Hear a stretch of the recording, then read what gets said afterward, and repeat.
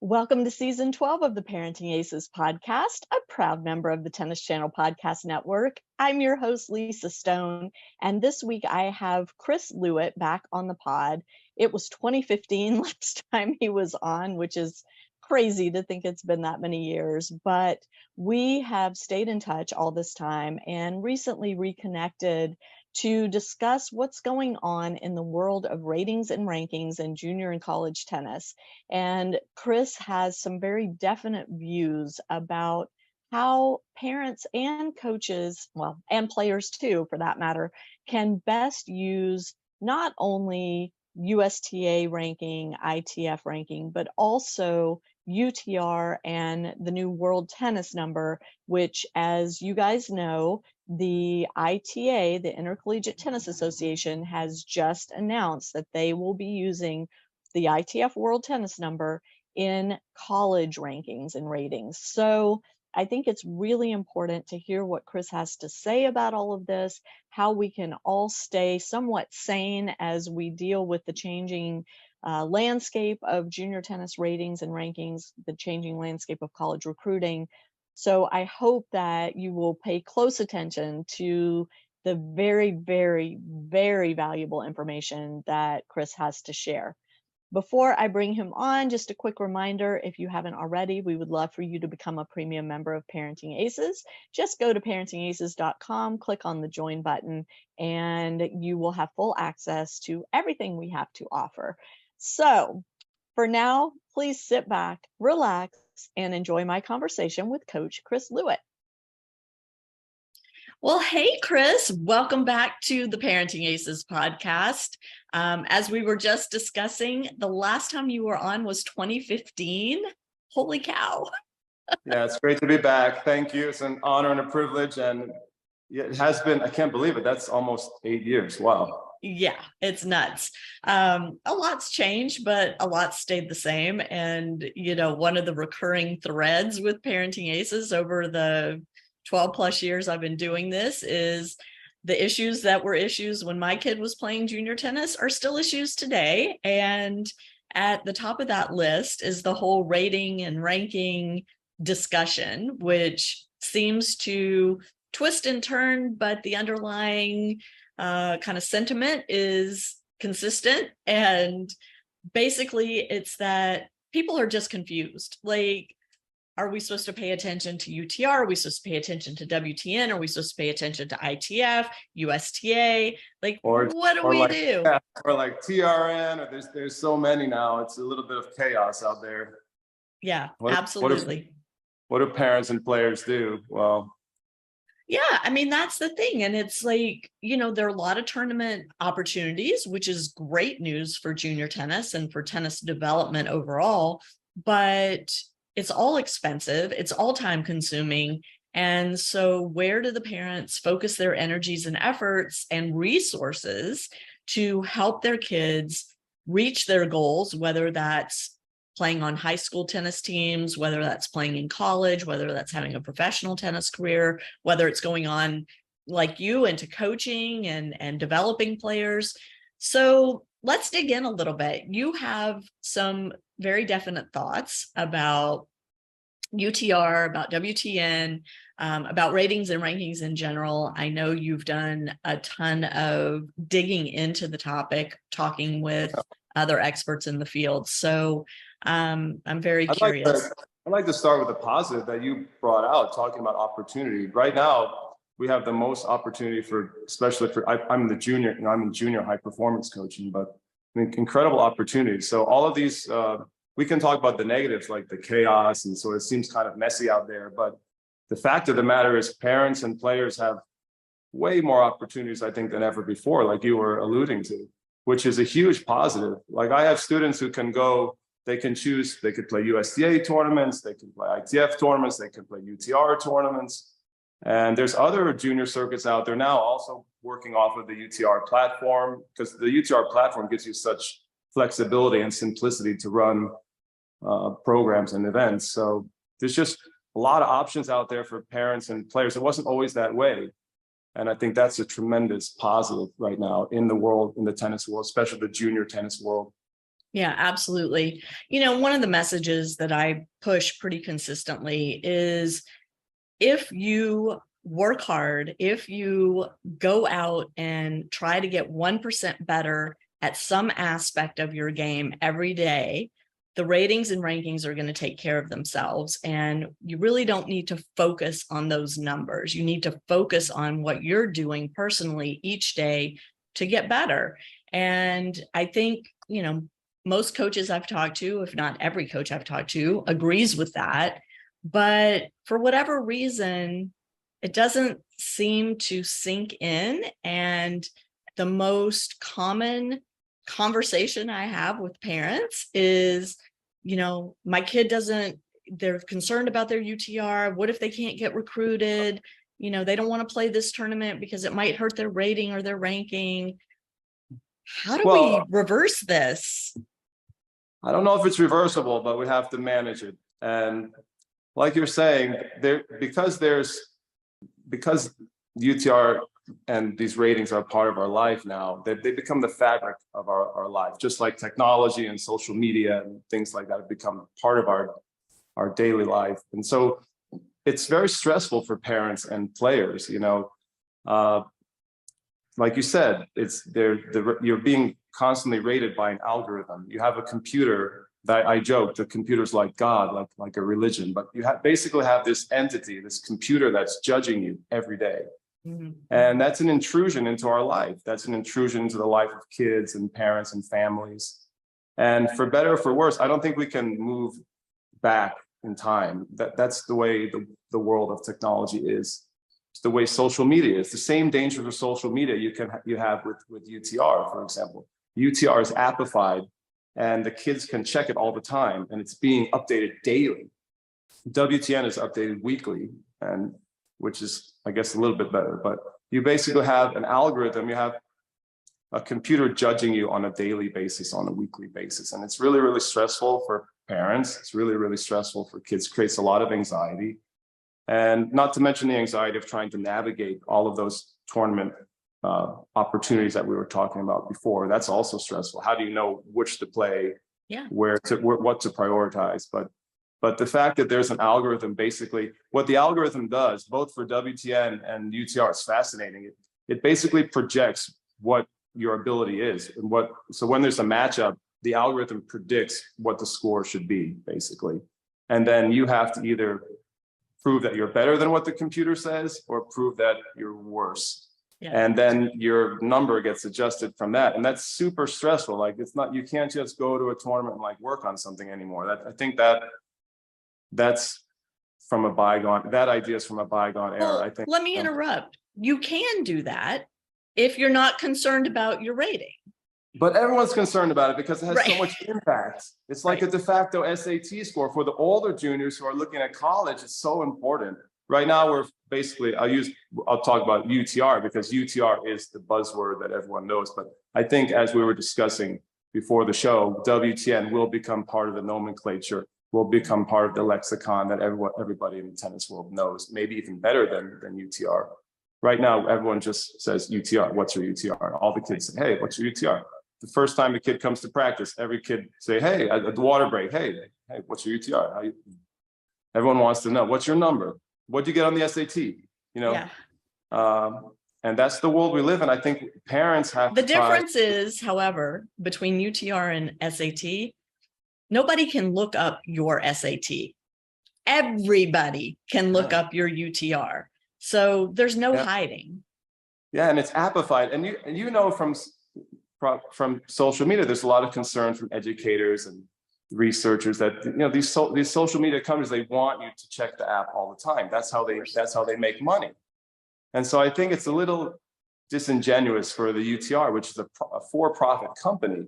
If anyone in UTR says, well, we don't want the kids to become obsessed with their number.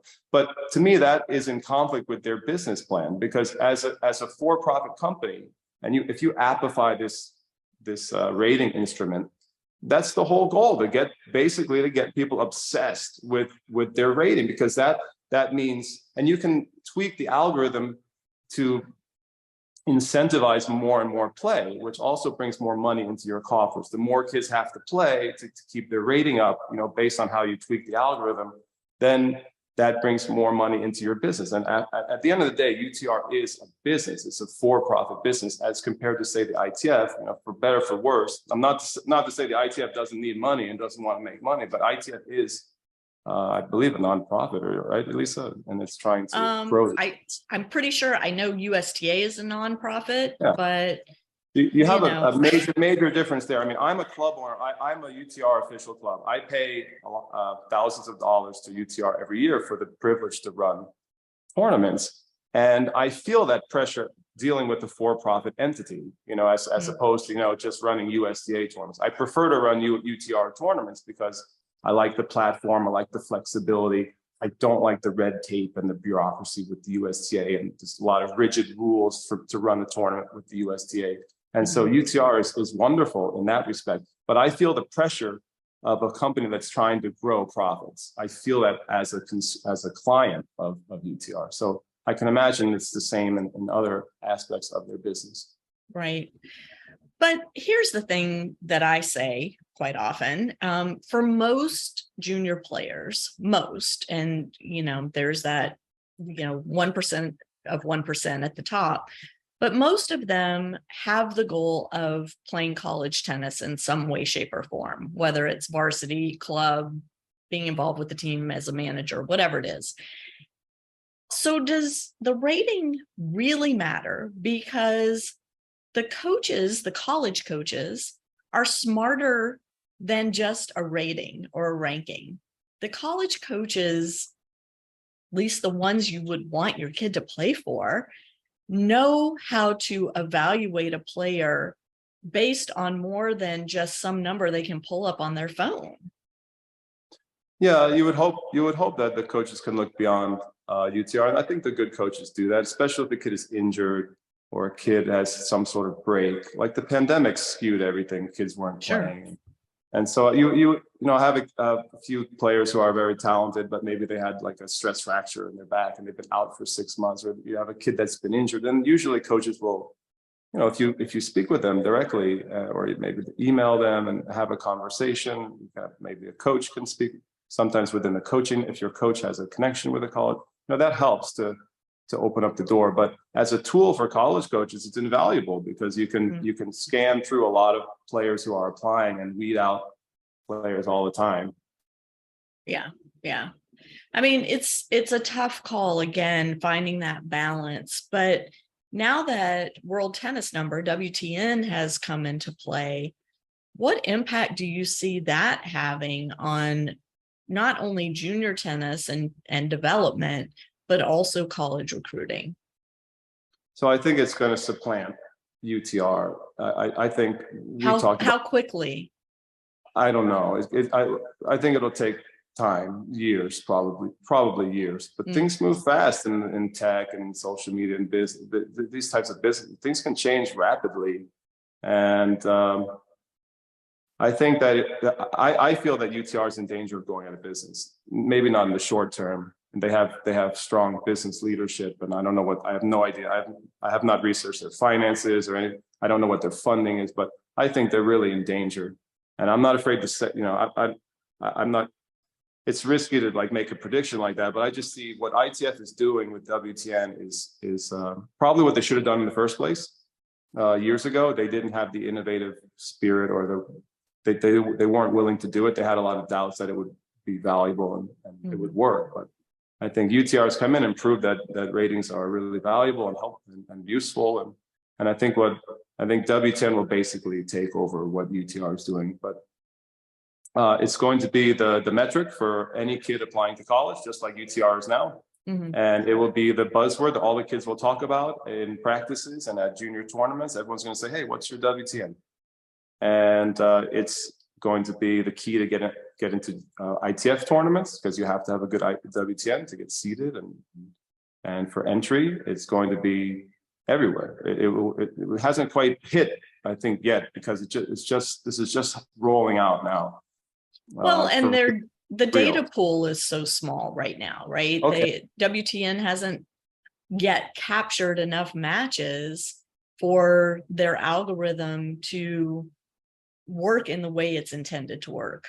Right. So that's a really good point. So the idea of data and the quest for data, and these algorithms need data to improve their accuracy. Yeah. So it's really fascinating. So you have the ITFs trying to create a methodology or a system where they can collect all the data from all of their member countries, 150, 200 countries, and they can get that data really easily and plug it into their algorithm to make the algorithm better and to help grow tennis worldwide. And UTR wants as much data as they can to make their algorithm accurate. And right now, people probably say, well, UTR is probably more accurate, as WTN, because when you're first rolling it out, you have to get more and more data, like you're saying. But as soon as ITF starts, like the momentum comes and it comes like a snowball, I think WTN is going to be deadly accurate, and people are going to love it. Right now there may be, doubts, and the UTR may be able to say right now we're more accurate. They're going to say whatever they need to say. I think their life is on the line, so they're going to do everything they can to survive. At the end of the day, this type of competition is really, really good for us. It's good for coaches, it's good for parents, good for players, because when you have competition, it makes businesses better. It makes organizations better. So the USDA is going to be better. They have to be sharper with their game. Hopefully they make more and more innovations, but ITF is getting better. They have to be better because UTR has come in and done things really well. But at the end of the day, they may not be able to survive just based on the landscape for them, the business landscape. As a high performance coach, if you have a player who is a sophomore or junior in high school and wants to play college tennis, what advice are you giving them right now about what type of tournaments they should be playing in order to maximize their opportunities to be seen, not necessarily in person, but even, via email by college coaches? Yeah, I mean, we always have the UTR discussion, because if one of my players wants to go D1, they have to be like a 12 or above, more or less, so they have to be on track. You have to be tracking as a coach, as a high performance development coach, you have to be tracking the UTRs on some level. But I don't think it's as front and center, like, what do we need to schedule to like improve your UTR? We're going to schedule whatever I feel is best to make the kid better, to help their development. Their development comes first, I think. But there has to be, like, in the background, you're tracking that number and you're saying, well, we know where we need to be. If a kid wants to play D3, it's probably more like a 10, between 10 and 11. The best D3 schools are usually recruiting, like their best guys are like sometimes 11 or 12. So they're really sometimes good. 13s. I mean, the top schools are competitive at all levels, right? Yeah, but like if a kid doesn't need to go D1 and they're on, and you project. I always make the project. I look at their age and I check where they are UTR wise. I'm looking at their entire game, but you basically can kind of project, will this kid be able to, is this kid's going to top out like a 9.5 or 10? They maybe can get on the D3 program. And for girls, it's a little less, like 9 or 10 is like the minimum for D1, right? So just to get more or less. So in the back of my mind, that's what I'm paid to do. Like parents pay me to train their kids to usually to play college. Some occasionally get kids who want to go pro. That's a different projection. That's like a different track. But I'm focused on the development. So if a kid is killing it in their USDA section and doing really well nationally, we're probably going to play the ITF junior circuit. Depends on the kid's priorities, depends on what the parents want, if they have the money to travel. If not, they may do just the USDA national, like the typical junior national schedule. A lot of kids now are bypassing USDA. I have a lot of young kids. I work with a lot of young prodigies, and some of them are not playing USDA at all. I tell them just play UTR if you especially if they don't want to go through red, orange, green. Right. Don't want to go through an orange ball or green ball progression. I tell them, just play UTR. There's other circuits. We have a circuit here in the Northeast called Junior Tennis Tour, which my friend runs. It's great. His name's Ed Gober, and it's fantastic. And it's yellow ball, and it's based on the UTR platform, but there's different options. Little Mo is a really popular option for younger kids. But for the older kids, you're basically going to do the USDA National, like the typical USDA National schedule, or you're going to go ITF. And so for the kids that start out on the UTR circuit, there's always this concern that I hear from the parents. Well, if their USTA ranking isn't high enough, they can't get into the national tournaments. So we have to go, we're trapped by the USTA system. What do you say to that? Yeah, you have if you have to qualify for nationals, you got to do you have to play enough USTA events, and that will help your UTR. So I tell parents if they play USTA, that will help their UTR. But if you play only UTR, you're a little bit stuck because it won't help your USTA ranking and qualifying for nationals. So I guess once the kids are 12, they will play both. Usually they'll play both. But the younger ones, a lot of them want to bypass the rigid mandate, from the USTA for especially for orange ball and green. So you get a lot of little talented guys and girls who will completely bypass that red, orange, green. So, or they'll play it and they'll do it really, really quick. Like they'll snap through it. That's another option. But it's really nice. You don't have to play USTA anymore. When I was a kid growing up, that was the only game in town. Yep. You had to play USTA. Now there's a lot of options for parents. But as you mentioned, it can be confusing and stressful to try to figure out what to play. But if you need to qualify for nationals, you're going to have to play some USTA events. You have to. Yeah. And here's the thing with that. If you're that good, you're going to be able to play 6 USTA tournaments, do really well, and qualify into the next level event, right? Yeah.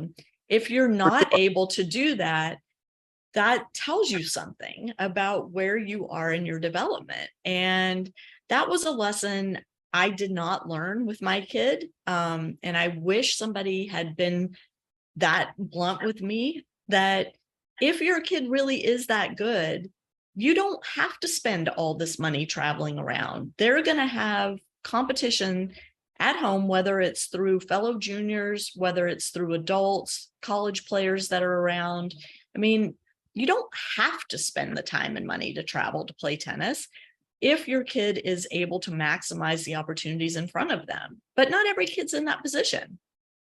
But that's one of the great benefits of UTR is you can get level-based play in a small geographic area. That's one of the greatest things about UTR. And with WTN coming, the ITF will provide the same opportunity worldwide. So do you see that happening? You see, like for example, I'm here in Vermont, in Manchester, Vermont, which is a little ski town. And I was going to say not tennis mecca necessarily. No. And when I have to convince people that there's world-class coaching here, because at first they say, "Oh, Vermont, the tennis is terrible in Vermont." But I'm a New Yorker. I'm here, building something special, and people come from all over here to Vermont to train. But in terms of tournaments, it's really nice for me to run level-based play here because that means I can pull from the entire community in this rural area. There happen to be some good men here and some good adults here, and I can mix them with the top juniors who are visiting, and it's really great for me. And I can imagine in Africa or in some other parts of the world, that would be a tremendous way to grow the game. Just all over the world. And ITF, I think, is going to push that and really help to grow the game with WTN. And so I see a great. That's one of the great advantages of UTR. Also, as you mentioned, you can track your progress. So I personally believe that UTR is fairly accurate. Probably get a lot of controversy, a lot of debate about that because nobody really thinks their UTR is right. High enough. Most my kid's rated this, but really she's a 12.5. To be honest, I know they did a rescale a couple of years back, but I actually think it's pretty accurate. When I have the kids coming to train with me and I see them play versus their UTR and I match them up, I think it's pretty good overall. Nothing's perfect. So it's a pretty good tool. So if you're in a small a geographic region that doesn't have a lot of players and maybe you're doing a lot of level-based play, maybe you can't afford to travel to nationals or do the ITF junior circuit, that's a great way to track your kids' progress. It's also a great way to track how good your coach is doing. I tell parents that. On the one hand, you don't want to judge your coach solely based on your kid's UTR improvement. Like, oh, you're not a good coach. My kid's UTR went down or didn't go up fast enough. But at the same time, if your coach is doing a good job and doing everything he or she is supposed to be doing, you should see a rising trend in the UTR, and that tells you that you're on track eventually, maybe to get into those onto a college team. And sometimes coaches will tell parents, oh, don't worry, it's a marathon, it's not a sprint. You hear that a lot from coaches, and that's true, right? It's true, but it's also kind of a way that coaches escape responsibility to do their job. Sometimes it can be a deceptive practice that coaches do. They say, oh, don't worry, you haven't had a good year, but just wait till you're 16 or 18, and that can be a problem. I think parents should be wary. That's kind of a red flag for me. On the one hand, yes, it is long-term development, but at the same time, there should be steady incremental improvement that you see, and that's how you measure the strength of a coach. The value. Well, I want to dig into that a little more, because that's a pretty chock full statement that you just made. Really? Oh, I say it all the time. Yeah, because to me it's obvious. Well, right. And we do talk about junior tennis development as a long-term process. It is. And I push that notion, obviously, because I think it's true. I happen to have a kid who was a late bloomer physically and emotionally. And when he hit hard and started beating all the kids that he had lost to, in the younger age groups. But that's not, you're saying some coaches are using that kind of as my kid's losing every week. Oh, well, don't worry. They're going to get better eventually. Not saying, well, I suck as a coach and I have no idea what I'm doing to help your kid get better. Yeah, it can be a deliberate deceptive practice. That's very, that's kind of a negative way to look at it. But the coaches themselves may believe, because we hear that in industry a lot, the coaches themselves may truly believe that it's a long-term process and that the kid eventually will get better. I guess it derives from the idea that I think the best coaches get kids better faster and lesser coaches get kids better slower. So I think why is that? What's that? Why? Because they're better. They have a better. What's the difference? Methodology. Well, I think the rate that you can get a kid better is a measure of your ability as a coach. Parents like. Wait. I need to digest that a second. The rate at which you get a kid better is a measurement of your ability as a coach. Yes, it's a metric. Yes. So if you have a good coach and he's able to get a kid to. We can use UTR if you'd like. He's able to get a kid to a 10 UTR, let's say from 12 to 16, it takes him 4 years. Okay, that's good. But if another coach in the area can get the same kid to 10 UTR by 15 or 14, I think the other coach is better. So that's what I mean by a metric. So it's not necessarily that they both reach 10 UTR. Both kids reach 10 UTR. But I think the best coach, the better coaches in the world are more efficient, so they can get a kid better. They have a way to unlock the talent. They extract the greatness faster than coaches who have less ability, less experience, less knowledge, because those coaches are usually making mistakes along the way. They're doing things that are not efficient. Maybe the drills that they're using or the guidance on tournaments or whatever, their whole package, whatever they're doing the guidance that they're giving is not as efficient as the ones who are the best. So that's kind of where that I feel like we're opening Pandora's box here, and I'm going to get a flood of calls and emails questioning. Is that a controversial thing to say?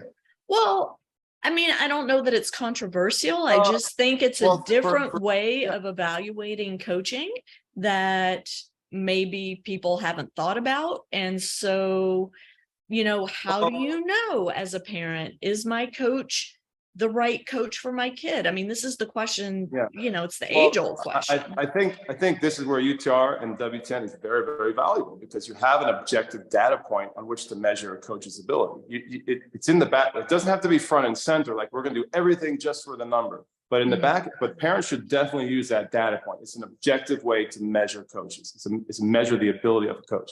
And if you divide it, but not the only measure, right? Here's the thing, because and this is what I want to be very careful about, Chris, is we tend to glom on to one metric as the end all be all, and we got to get away from that mindset. But Lisa, that's the God out. It's God. You have to trust God. Whatever God says. God is omnipotent, Oh, let's omniscient, not go there. omnipresent. The algorithm can't be wrong, Lisa.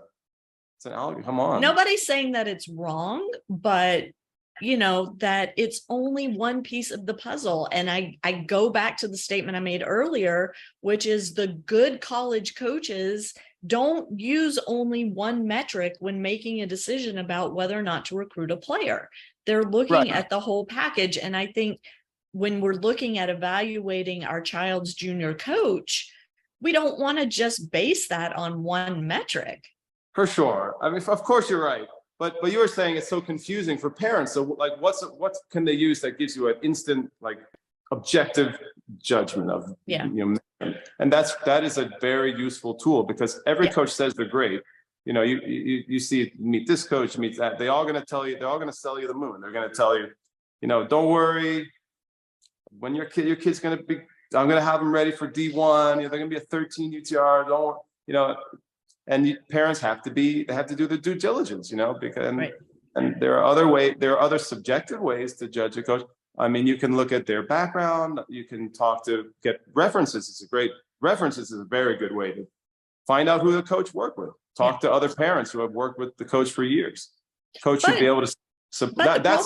That's a great way to research the coach, because that will give you another honest assessment. I agree with that, but with a caveat that a coach that works well with one kid may not work well with another. And I've said this over and over again, even within the same family, a coach that works well with one sibling may not be the right coach for another sibling. There could be personality differences. There just could be differences in the way the child learns that the coach hasn't been able to pick up on. So yes, again, these are all tools, but there's not one end all be all to determine how great a coach is for your particular child, just as there's not one end all be all to determine if a player is the best fit for a particular college. And I just, I want everybody to understand that as great as these tools are, and as much as they're getting better, the more data they can pull in, they're still not, it's not the one thing that makes the difference. There's still so many factors to consider. For sure. And there's a relationship there, a really important relationship there. That the bond between the coach and the student is really important. But again, I think it's dangerous if you're a parent. Let's say you have a really nice guy, your kid loves it, the rapport is great, and you've been two years with that guy, and your UTR has only gone up a little bit. The guy keeps saying, don't worry, it's going to come together. I mean, that's a dangerous place to be as a parent and a family, I think, developmentally. And it's going to take a lot of trust for that thing to turn around. And I think it usually turns south more than it goes the other way. That's just maybe I'm a pessimist, but I've had too many kids come to train with me that I've heard that story from parents. They said, my coach said, we're doing great. And I look at them technically and they were a mess technically, especially in the younger years. I see a lot of kids with technical issues, and then they come to me by 12 or 13 and they're a mess. And I'm looking at the parents and I'm saying, you realize you just lost like couple of years. So you wasted a couple of years, because now we're going to have to go back and clean everything up to get your kid on track to play college. Things like that, I think, are inexcusable. That's a kid's life. That's a kid's dream. Let's say you have from age 10 to 18, if you have 7 or 8 years to really train and to make the most of every day. If you hook up with a coach who's selling you who's blowing a lot of smoke, that can kill a dream really fast. You have to be really careful as a parent in those situations. I mean, if the coach has a great track record, has references, experiences, and he's telling you, look, just be patient, it's going to happen, then that's one thing. But it's I think it's a dangerous place. That's your kid. I have 4 kids, and if my kid's struggling and they're not seeing improvement, that's not a good place to be in. And tricky business as a parent. It's going to be a tough call for the parent, whether to cut that tie and move on or to trust the coach. It's a tough decision. Right. And I've talked about that, just with my own experience with my son. we lost a lot of time along the way. Okay. And, so I totally get what you're saying. I just want to reiterate that you have to look at the whole picture. And I think, a lot of times parents get caught up in looking at results from their kids' peers and feeling like the grass is greener, and it's not always greener. So, I just want to say, I think it's important to kind of take that step back and look at it more globally. Yeah, each kid's on their own pathway. Some kids come to the game later. Some kids are super dolly. And I have 7 or 8-year-olds that are prodigies that are like, you talk to them, they're like a 15-year-old. They have the maturity of an adult. Then you have kids who are 13 and 14, and they're really not that mature yet, and you're still waiting for them to grow. So every kid is on their own journey for sure. And then parents, it's hard not to compare to the next kid, just like you're saying. It's difficult to do that. Kids do that too, and you have to tell them, so that's where the message of be patient, it's a long-term development. See, that's good advice in those situations. But it goes both ways. Yeah, for sure. And again, it's a marathon, but if you can sprint, I always say, if you can sprint, then that's good. You're going to get there faster. Yeah, absolutely. But that's again where these algorithms can be helpful, but they can also be harmful. And, you have, like we were discussing, in your face every day, the ability to go on the app and see where you are and see where all your peers are.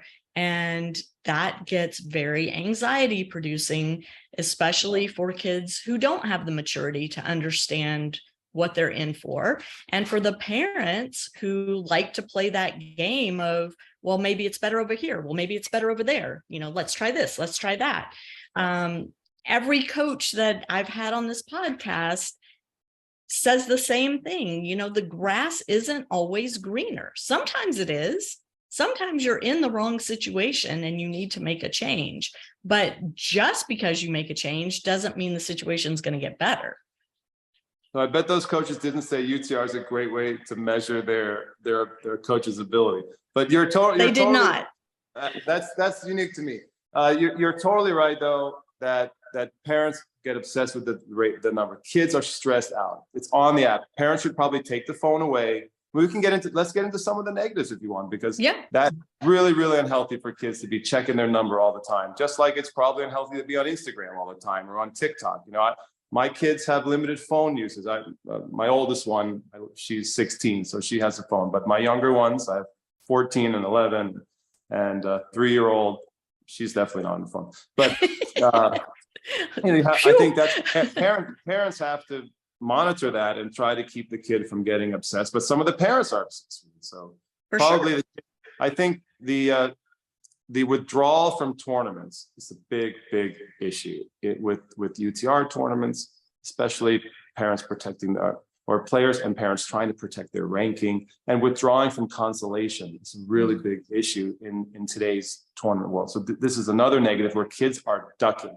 Lots of kids and their parents sometimes are ducking matches and ducking out of tournaments. And I think there's got to be a way that UTR and ITF and WTN can solve that. Like there should be either maybe on the disincentive side or an incentive side to try to get kids to stop doing it. That's probably the biggest concern I have with the way the tournaments are structured right now. I hear from many of my own parents, and I think it's really well known anecdotally that's going on. Tournament directors will all. So that I would like to see that solved somehow. Whether there needs to be a penalty. Or some of the draws, maybe I was thinking the entries maybe could be blinded. We have a junior tournament tour here that my buddy runs, and he won't let the parents see who's in it because it's a UTR run event. I was going to say UTR platform allows you to do that.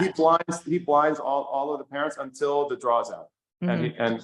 And he said he couldn't run the tournaments because there were so many withdrawals and he couldn't take it anymore with all the parents calling him and asking who's in the draw, like who signed up, what's their level, and he couldn't run his events anymore. So not only that, people wait until the very last second to sign up because they want to see who else is playing, and either you commit to play or you don't. I mean, it's not rocket science. That's my old school philosophy too. You know, sign up to play, go play.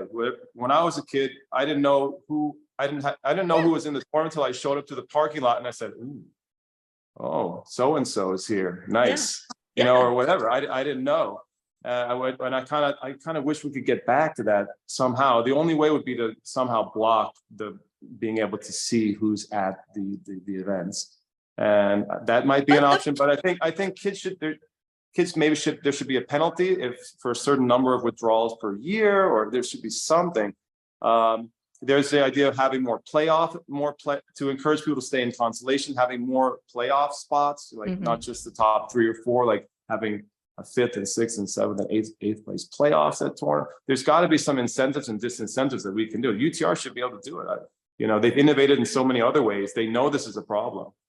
I think also retirements are a problem. Yes. In UTR, you can retire if nobody wins 4 games, you can retire, and it will not affect your UTR rating. And with WTN, you can retire problematically up until the first set is won. So if nobody wins a set, you can retire. At the way the algorithm is now, you will not be penalized. You will not. I didn't realize that. That's the way they can adjust these algorithms. You know, they're not set in stone, so they're constantly adapting the algorithms to make them better for play. And I just think that's the real issue. If you can retire, so if you're, for whatever reason, you don't want to continue the match, you're tired, or you're not feeling good, or it's not going the way you want, you can basically retire with no penalty. I think that's a problem. And then a lot of kids skip the consolation, which is a real disaster. You know, the kids should stay and play the consolation. It's a huge problem. You know? Well, you know, my point of view is if you've paid to enter the tournament and God forbid, paid to travel to the tournament, why wouldn't you want to play as many matches as are presented to you? You know, every kid should be playing every day of the event, whether they've won in the main draw or lost in the main draw. Of course, I agree with you. But most parents and kids, they don't see it that way. The first thing they're going to ask is, they're going to check what's the kid's UTR, and if it's lower, they're heading for the airport. You know, right? Yeah. Well, and USTA has an issue with that in their points per round ranking system, where the consolation matches don't help a kid's ranking. And so, because there's so few points awarded for winning those matches. Yeah, that's not an incentive to play.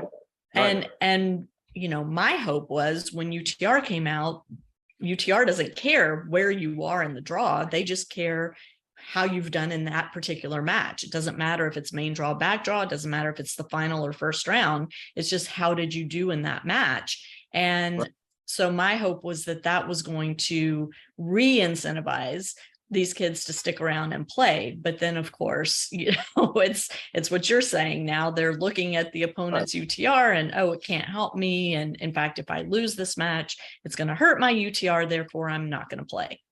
I think that type of crazy making, and we know there's lots of parents and families thinking that way. It's just crazy making. Just stop. Just try not to be like that. Try not to think like that. Try to look at it in a healthy way. We're here, you know, we want to get matches, we want to improve our kids' development. It's not just about the number. It's exactly like you say. I think UTR could fix that. I think they have so many smart people over there. They should be able to fix that problem. That's just one glaring problem. Everybody knows it. They should fix it. They can set up the algorithm in a way, they can set up disincentives or incentives in a way that they could solve that. I think that's a solvable problem. Yeah. Agreed. You know. Okay. We are coming to the end of our hour. I can't believe it. This has gone by so quickly. That was fast. Oh my God. See, fast, Lisa, fast. I know. Coaches, they get that improvement fast. Okay. I'm going to just pat myself on the back then. Just kidding. But seriously, I want to give you the opportunity to talk about how people can get in touch with you if they want to send their child to work with you, how they do that. Yeah. And of course, I want you to just briefly talk about your new book project. Sure. So last we spoke, I was based in New York City. I was based in New York City for a long time. And we've relocated to Manchester, Vermont. It's a beautiful ski town. And I have a club. I bought a club here, and it's like my dream place, my dream little academy. And we have players visiting from all over the country and all over the world to train here. And it's really exciting. The academy is growing, and it's very small. We do a lot of one-on-one and small group training, not like a big academy, but I have my beautiful red clay courts outside that I built, and we have indoor Nice. hard courts and a nice gym. That's all you need to Right. do serious high performance training. So people can get into contact with me anywhere they want on socials, or you can WhatsApp me or email Chris@chrislewit.com, or you can go to chrislewit.com to check it out and get in touch with me. And then the book is The Secrets of Spanish Tennis, was written in 2014, published in 2014. And I have the manuscript for the new book is done. It's into the publisher, and it's coming out this summer. So it's The Secrets of Spanish Tennis, second edition. Yeah, it took a lot of work, a lot of late nights after putting the kids to bed. And the book is awesome. It's the definitive book on Spanish tennis. If you're interested in the training methodology of Spain, the history of Spanish tennis, the famous coaches there, and the famous drills of Spain and how to do them well. I'm really excited about that. We have a lot of new chapters in the new edition, and a lot of new material, because a lot changed in Spain in the last 10 years. Carlos Alcaraz, you may have heard of this guy, Carlos Alcaraz. Yeah, some kid from Spain. Yeah. So we talk about Alcaraz in the book, and some of his training secrets as well. So I love it. We'll have all those links in the show notes at parentingaces.com. So we'll have links to Chris's socials, his website, we'll have his email, and of course, link to the first edition of his book. And when the new book comes out, we'll add the link to that.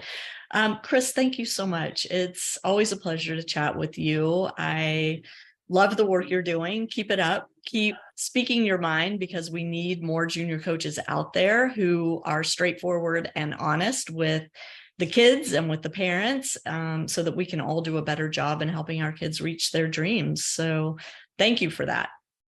Thanks, Lisa. I'm a big fan of the show. As you may know, I listen to the show a lot. I'm not just a guest. I'm a big fan of the show. Keep it up. You're doing a great job. Thanks so much. To my listeners, thank you so much for tuning in. We will catch you next time on Parenting Aces.